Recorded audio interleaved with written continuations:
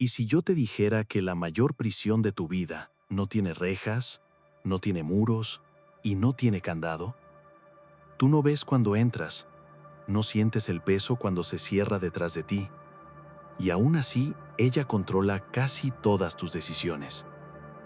Tal vez tú creas que estás preso al trabajo, o a la falta de dinero, o a las circunstancias de tu infancia, de tu ciudad, de tu familia.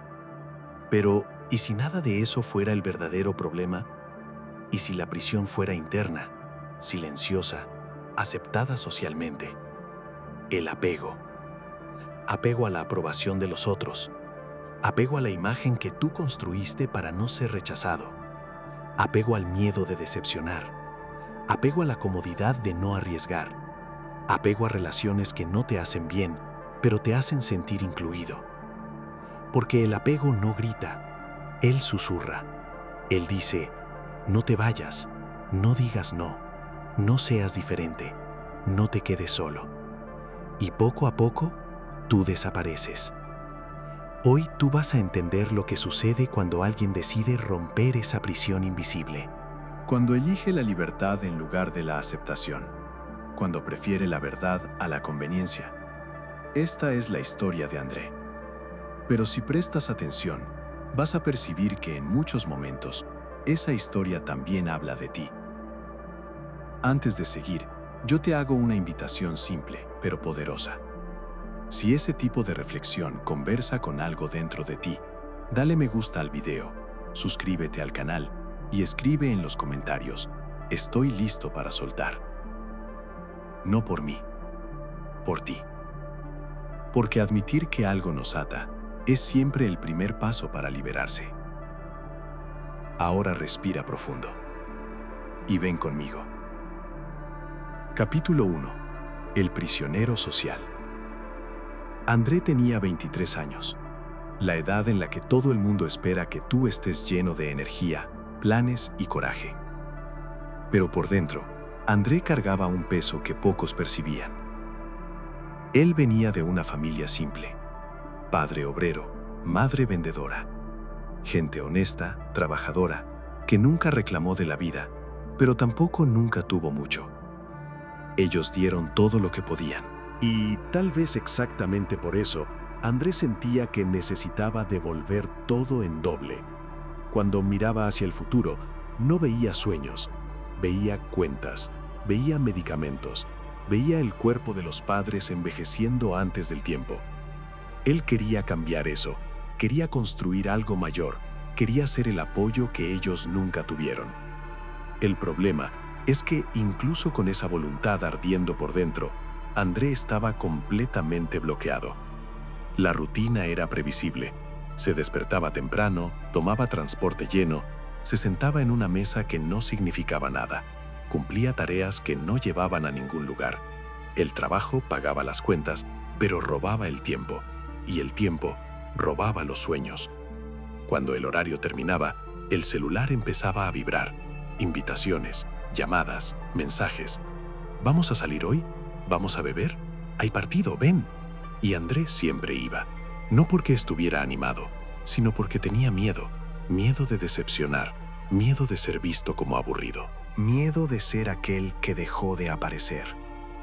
Él creía que presencia constante era sinónimo de amistad, que ausencia era abandono, que decir no era egoísmo. Los amigos se dividían en dos mundos. El primero vivía cómodo, hijos de quienes ya habían vencido en la vida. Viajar, gastar, aprovechar era natural. El futuro estaba garantizado. André intentaba acompañar, incluso sin poder. Pagaba en cuotas lo que no debía. Sonreía cuando quería irse. Fingía tranquilidad mientras la ansiedad crecía. El segundo grupo no tenía dinero, ni planes. Vivían en el ahora, sin culpa, sin ambición. Relájate, André. La vida es corta. Después vemos.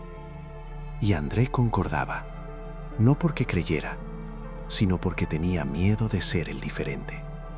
Cuando finalmente sobraba un tiempo para estudiar, planear, pensar en el mañana, la mente estaba exhausta, no por el trabajo, sino por el esfuerzo constante de ser todo para todos. Y sin percibir, André ya estaba preso. Capítulo 2. El encuentro inesperado. En aquel sábado por la tarde, Andrés sintió algo raro, silencio por dentro. La biblioteca pública no era solo un lugar físico, era un refugio, un espacio donde nadie exigía nada de él, sin mensajes, sin invitaciones, sin expectativas. Él abrió la computadora portátil con una decisión clara. Hoy yo comienzo.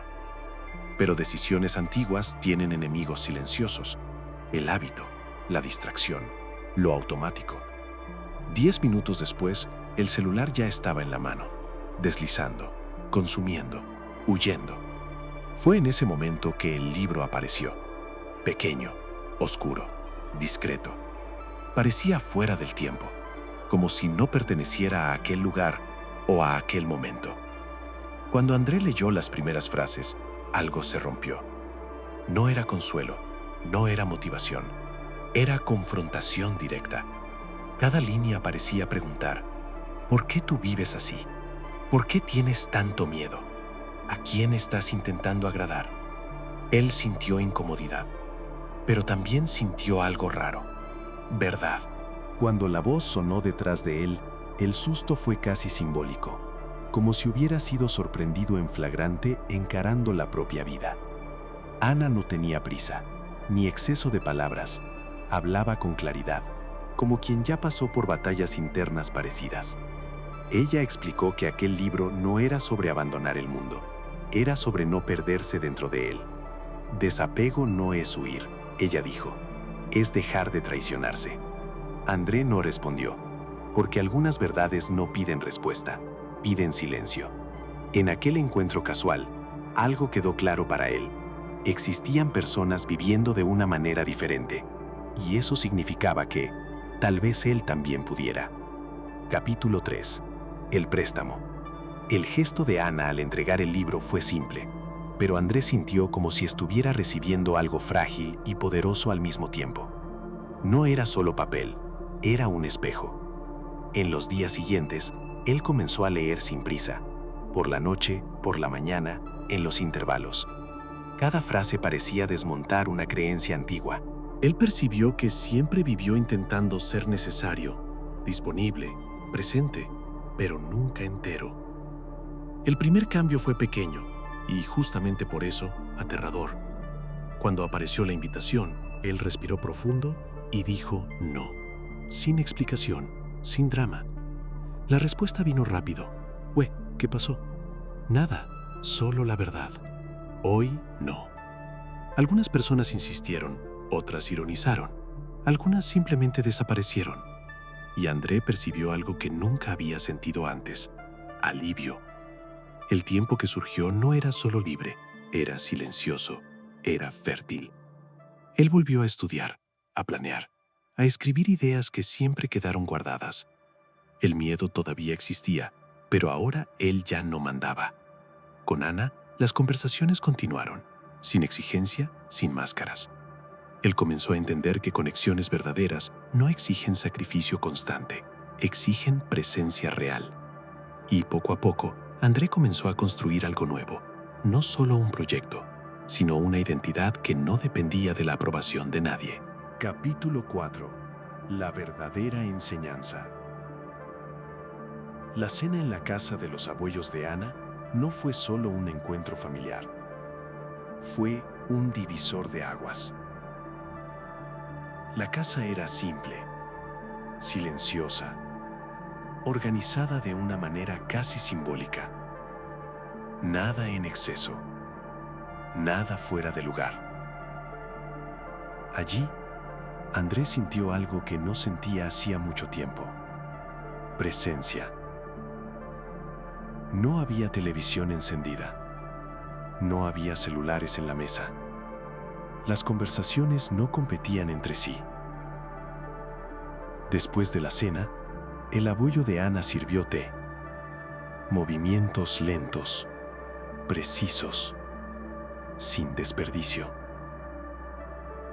Cuando supo que André estaba leyendo aquel libro, la mirada del viejo hombre se profundizó. ¿Qué es lo que más te asusta de él? La idea de no depender de nadie. El abuelo sonrió, no con ironía, sino con comprensión. Tú crees que dependes de las personas, pero en verdad dependes del miedo. La frase quedó suspendida en el aire. Él explicó que vivir intentando agradar es una forma de desaparecer. Tú moldeas tanto quién eres, que al final no queda nada sólido. La abuela tomó la mano de André con delicadeza. Desapego no es ausencia de amor. Es amor sin autoabandono. Allí André percibió algo que nunca había visto. El problema nunca fue estar rodeado de personas. El problema era el pavor de quedarse solo. Porque quien tiene miedo de la soledad, acepta cualquier compañía. Tolera cualquier falta de respeto. Pospone cualquier verdad. La enseñanza de aquella noche no vino como consejo. Vino como espejo. Y Andrés salió de allí con una certeza silenciosa. Él no quería vivir así nunca más. Capítulo 5. La transformación. La transformación de André no fue dramática. No hubo anuncios, ni confrontaciones. Ella ocurrió en el silencio de las elecciones diarias. Él dejó de explicar de más. Dejó de justificarse. Dejó de correr detrás de quien solo aparecía cuando era conveniente. Algunas personas reclamaron. Otras se alejaron. Algunas intentaron hacerlo sentir culpable. Pero André no reaccionó. Él simplemente continuó.